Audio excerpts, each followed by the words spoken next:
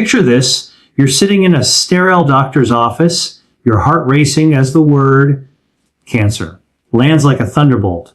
It's overwhelming, isn't it? Your mind swirls with questions. Why me? What went wrong? And most urgently, what can I do to fight this beast?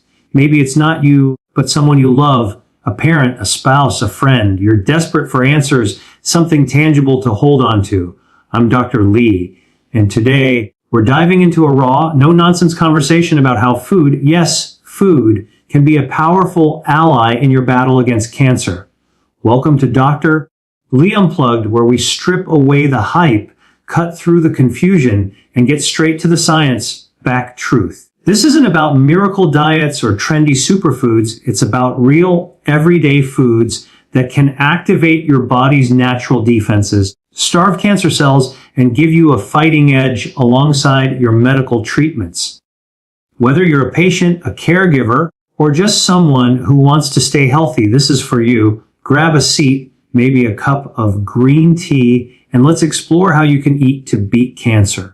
Ready? Let's dive in. Let's kick things off with a hard truth that hits like a freight train. Too many cancer patients are left in the dark about how food can impact their fight. I've seen it time and again, patients sitting across from their oncologist, hungry for guidance, only to hear, eat whatever you want, just don't lose weight. It's like telling a soldier to head into battle without armor. That advice isn't just unhelpful, it's flat out wrong. Food matters, and it matters a lot. Your body is like a fortress hardwired with 5 incredible defense systems that can naturally take on cancer. Angiogenesis, which controls blood vessel growth, regeneration, which rebuilds healthy cells, your gut microbiome, those 39 trillion bacteria that tame inflammation, DNA repair, which fixes genetic glitches, and your immune system, your personal army against rogue cells. These aren't just buzzwords. They're your body's built-in tools, and the right foods can power them up, working hand in hand with chemotherapy, immunotherapy, or surgery to tip the odds in your favor.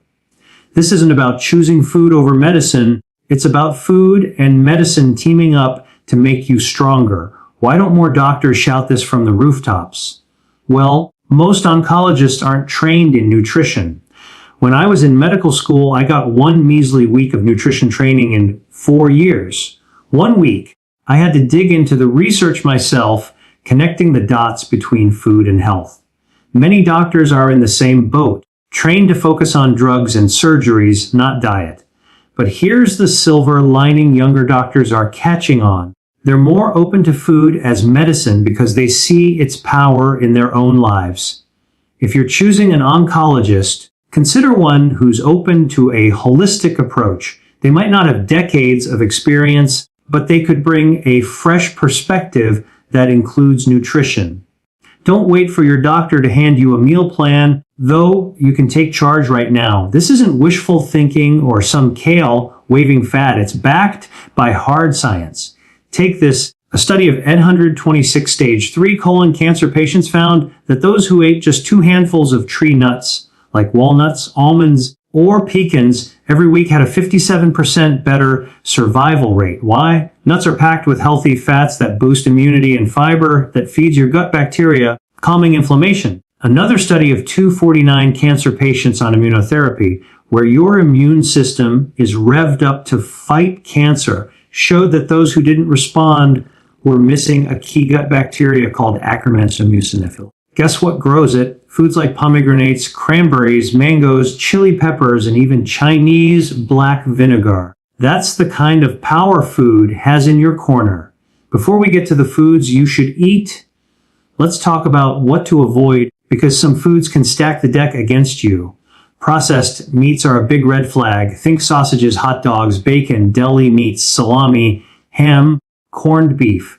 These are classified as Class 1 carcinogens by the World Health Organization, right up there with tobacco and asbestos. Eating them regularly over years can raise your risk of digestive cancers, especially colon cancer. It's not about one bacon sandwich ruining your life. It's the cumulative exposure that adds up like a slow drip of poison. Then there's grilled meats, that smoky, charred flavor we all crave.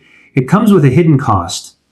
When fat drips onto the flame, it creates polycyclic aromatic hydrocarbons, or PAHs, nasty chemicals that coat the meat. High grilling temperatures also turn amino acids into heterocyclic amines, or HCAs, another cancer-causing compound. These toxins don't just stay on the meat. They cling to your grill's grates, so if you don't clean them thoroughly, you're transferring those carcinogens to your next burger, fish, or veggie skewer. Now, I'm not saying you have to ditch barbecues forever. Who doesn't love a good grilled steak? But moderation and smarts are key. Here's how to cut the risk first. Scrub those grill grates clean before and after every use. That black char, it's loaded with PAs and HCAs. Scrape it off. Second, don't stand over the grill inhaling the smoke. Those carcinogens are in the air, and you don't want them in your lungs. Third, marinate your meats, fish, or veggies in tropical fruit juices like pineapple, citrus, or mango. These are bursting with antioxidants that neutralize those harmful chemicals. Add a sprinkle of turmeric or cumin for extra protection. They're like a shield against toxins. Finally, keep grilling to a minimum. Make it a special occasion, not a weekly ritual. Your body will thank you for it. Now, let's get to the heart of it. Foods you should eat if you're fighting cancer. These are your allies powering up your body's defenses to complement your treatments. First up, anti-angiogenic foods. Cancer needs blood vessels to grow, hijacking your body's angiogenesis system to feed itself. My lab's research showed that once a tumor gets a blood supply, it can explode 16,000 times in size in just 2 weeks. That's why you want foods that cut off that supply, starving the tumor. Think soy, tomatoes, green tea, coffee, oily fish like salmon, mackerel, or sardines packed with omega-3 as berries, raspberries, blueberries, strawberries, blackberries, red grapes, and brassica veggies like broccoli, cauliflower, kale, and bok choy. These foods contain natural compounds that choke off cancer's blood vessels, giving your treatments a boost. Imagine sipping a morning coffee or tossing a handful of blueberries into your yogurt, knowing you're hitting cancer where it hurts. Next, let's talk about cancer stem cells. These are the sneaky villains of the cancer world, tiny baby cancer cells that can survive treatment and cause a relapse. If your cancer comes back, it's likely because these stem cells regenerated it. Scary, right? But here's the good news. Certain foods can target and kill these stem cells. Purple potatoes, for example, those vibrant anthocyanins that give them their color, are like kryptonite to colon cancer stem cells. Green tea and coffee pack a punch too, as do tree nuts like walnuts, almonds, or pecans. Picture starting your day with a cup of green tea and a handful of nuts, knowing you're taking out cancer's backup plan. These foods aren't just tasty, they're strategic, working to keep cancer from staging a comeback. Your immune system is another critical player. Chemotherapy can weaken your immunity, so you need foods that strengthen it. Broccoli sprouts, those tiny 3 to 4 day old broccoli babies, are like rocket fuel for your immune system, ramping up T cells and natural killer cells that hunt down cancer. Blueberries, chili peppers, and walnuts do the same. A small bowl of blueberries or a spicy chili for dinner isn't just a meal, it's a boost for your body's cancer-fighting army. Then there's your gut microbiome, those 39 trillion bacteria mostly in your colon. A healthy gut lowers inflammation, which is huge because cancer thrives in an inflammatory environment, like tossing gasoline on a fire. Feed your gut prebiotic foods rich in fiber and polyphenols, like lentils, chickpeas, black beans, white beans, mushrooms, even humble white button ones, avocados, and raspberries. Did you know raspberries, despite their small size, are one of the highest fiber fruits out there? They're a gut health superstar. These foods make your gut bacteria happy, and happy bacteria produce short-chain fatty acids that flow through your blood, calming inflammation like a fire extinguisher. Probiotic foods like kimchi, sauerkraut, or full-fat yogurt add beneficial bacteria, boosting immunity and even helping lower cholesterol. Yes, full-fat yogurt. Don't fear the fat. The bacteria make it a health win. Want to know if your gut's in fighting shape? Order a gut microbiome test. It's a simple at-home kit. You swab a stool sample, mail it to a lab, and get a report showing your bacterial balance. It'll tell you if you've got enough Akkermansia or if harmful bacteria are stirring up inflammation. If your oncologist won't order one, get a friend or family member to help you find a test online. Take the results to your doctor. They might be amazed at what you've uncovered. It's like getting a peek inside your body's command center, giving you and your doctor more info to fine-tune your fight. If you're newly diagnosed, you're probably wondering where to start. Here's the deal. There's no universal checklist because everyone's different. Personalized nutrition is the name of the game. A cancer patient with diabetes needs a different approach than one with an autoimmune condition like celiac disease.